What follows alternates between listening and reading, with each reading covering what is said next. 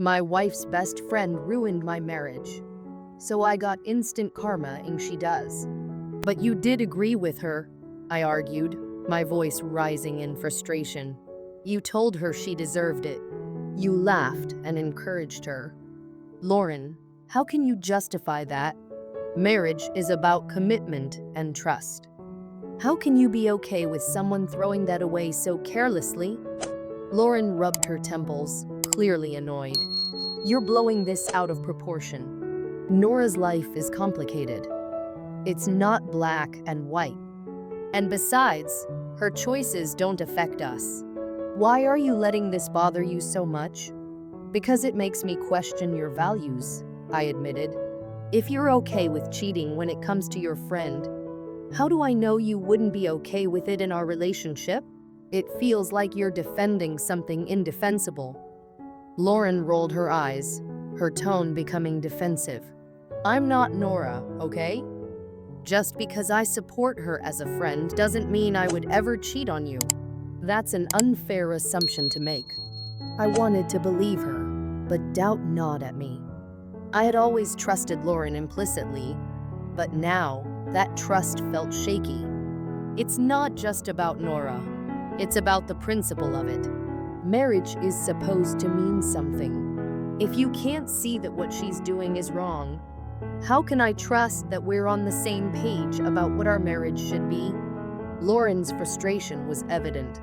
Look, I can't control how you feel, but I know who I am. If you can't trust me because of Nora's mistakes, then maybe the problem isn't with me.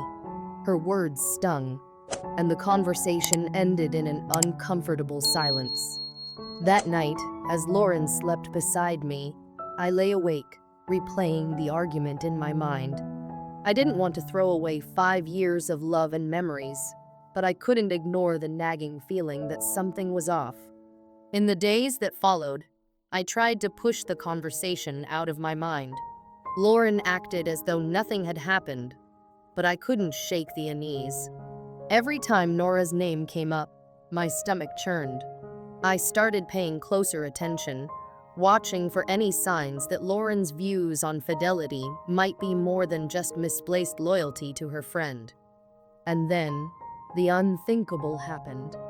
One Saturday evening, Lauren went out for what she called a girls' night with Nora.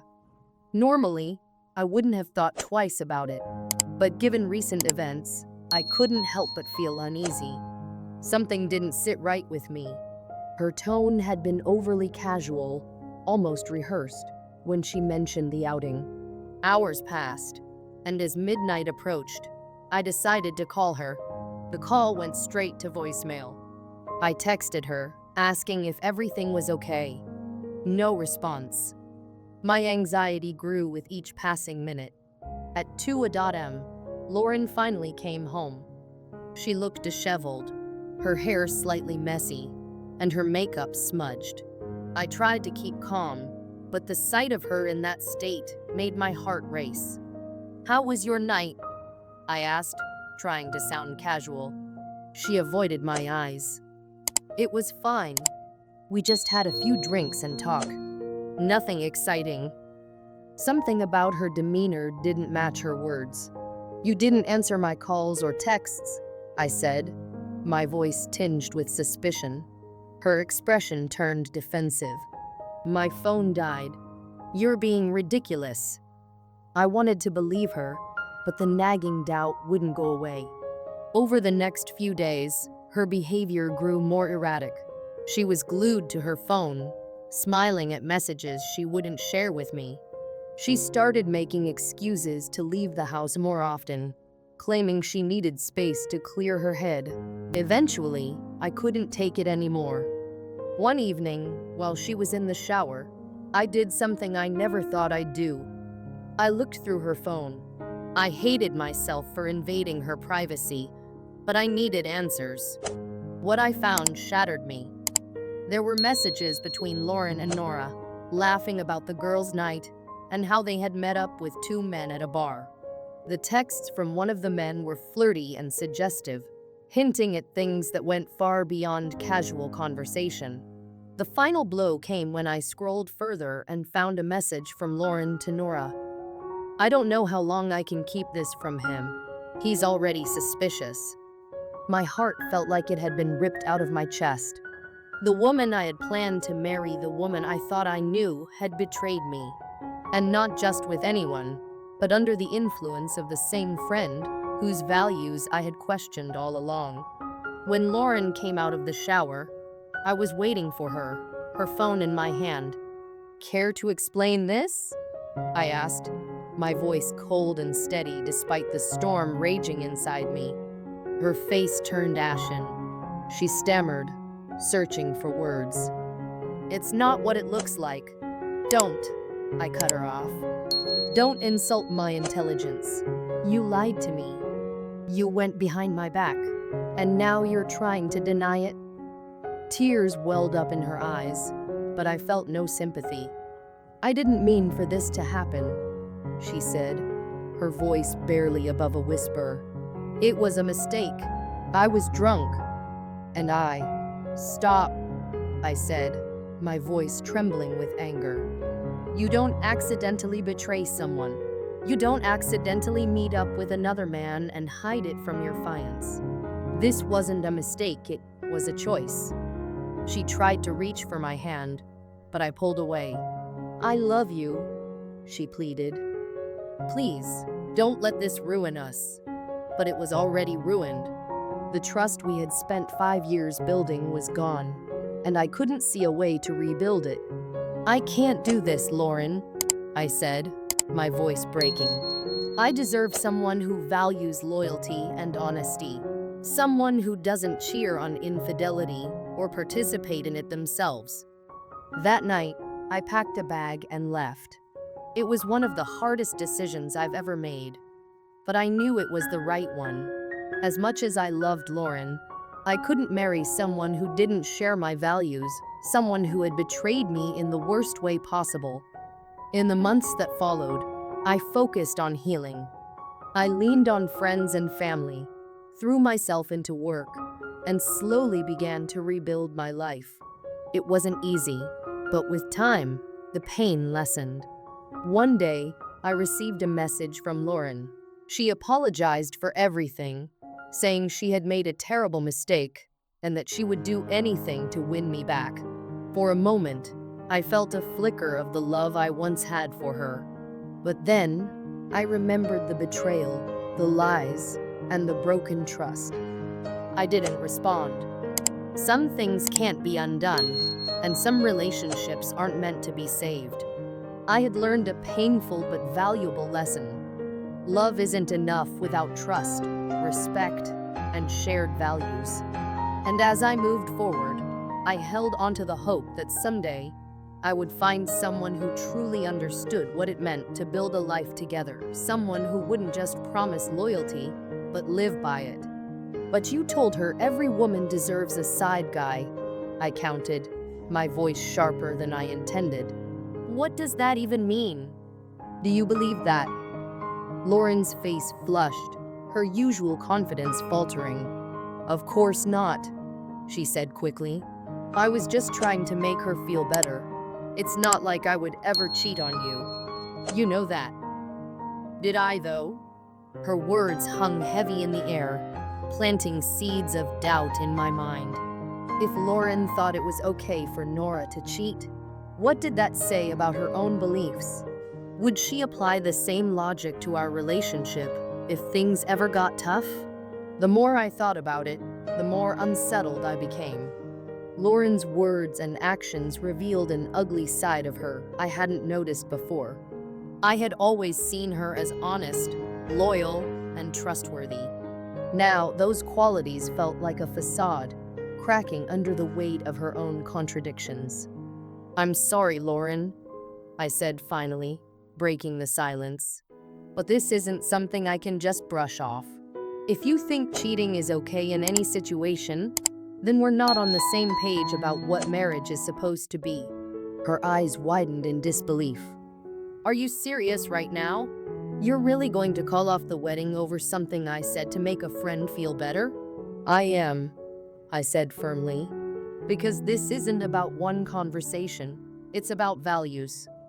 If we don't align on something as fundamental as loyalty, how can we build a future together? Lauren burst into tears, clutching my arm. Please, don't do this. I'll prove myself at the wedding. I'll show you how much I love you and how committed I am to us. But I was done. Her tears, once a weakness for me, now felt like manipulation.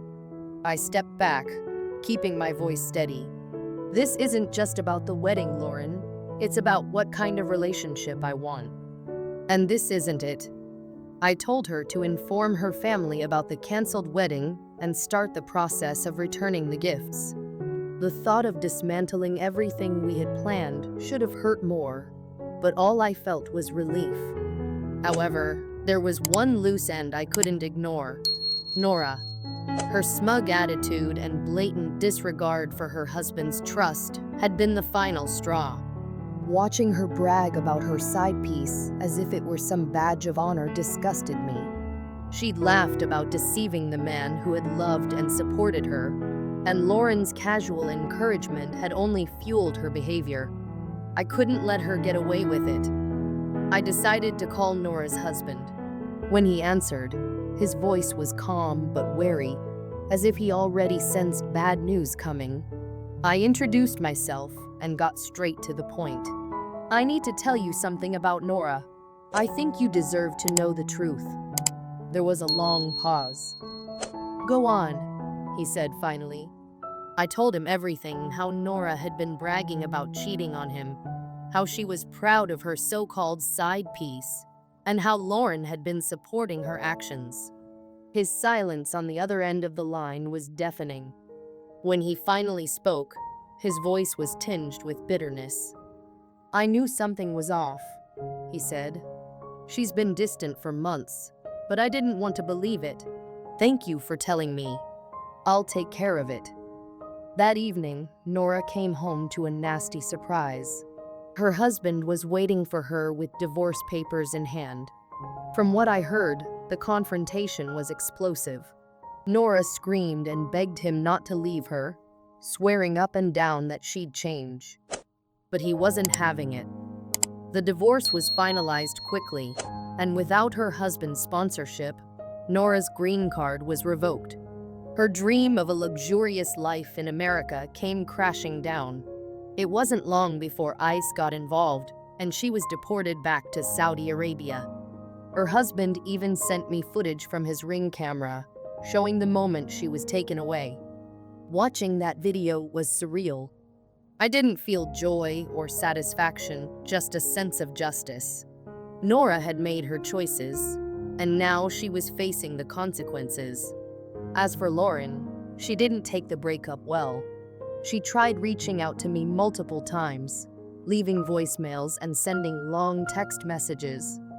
She insisted she'd never cheat on me and that I was overreacting to a harmless conversation. But I couldn't unsee the red flags. Marriage, to me, is built on trust, respect, and shared values. If those aren't there from the start, what's the point? One of Lauren's messages stuck with me. She wrote, "You threw away everything we had over something that wasn't even about us. I hope you realize what you lost." What I lost? No, what I avoided was more accurate. I knew deep down that if I stayed with Lauren, the doubts would never go away. Every time she went out with friends or had a private conversation, I'd wonder. Trust is fragile, and once it's cracked, it's almost impossible to repair. Months passed, and I began to rebuild my life. Friends and family had mixed reactions to my decision. Some thought I was harsh for canceling the wedding so abruptly. Others applauded me for standing by my principles. One of my closest friends put it best: "It's better to call off a wedding than to end up in a marriage full of resentment and distrust." That thought became my mantra. I sometimes wondered if Lauren ever truly understood why I made the decision I did. To her, it was probably just one mistake, blown out of proportion. But to me, it was a glimpse into a future I didn't want. As for Nora, her downfall became somewhat of a cautionary tale among our mutual acquaintances. Her once flashy social media accounts went silent, and the whispers of her deportation spread quickly. People who had admired her boldness now shook their heads in disapproval.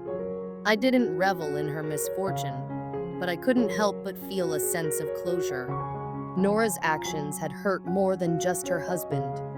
They had tainted my view of Lauren and forced me to confront uncomfortable truths about our relationship. Looking back, I know I made the right choice. Walking away wasn't easy, but it was necessary. So, was I the jerk? Some might argue that calling Nora's husband was going too far, that I should have stayed out of it. But I believe in accountability. Nora's actions were her own, and she faced the consequences. Lauren's role in enabling her was a deal breaker for me. I've learned that love isn't enough to sustain a relationship. Respect, trust, and shared values are just as important, if not more so. Without them, love is just an empty word. I hope Lauren finds someone who aligns with her views on loyalty and friendship, but that someone won't be me. For now, I'm focusing on myself, on building a life that reflects my values and priorities. And if that means staying single a little longer, so be it. I'd rather be alone than in a relationship that makes me question my own integrity. Dodging a bullet doesn't always feel heroic or triumphant. Sometimes, it feels like relief mixed with sadness for what could have been. But in the end, it's a reminder that we deserve relationships that bring out the best in us, not the worst. And as for Nora, well, karma has a way of catching up with people.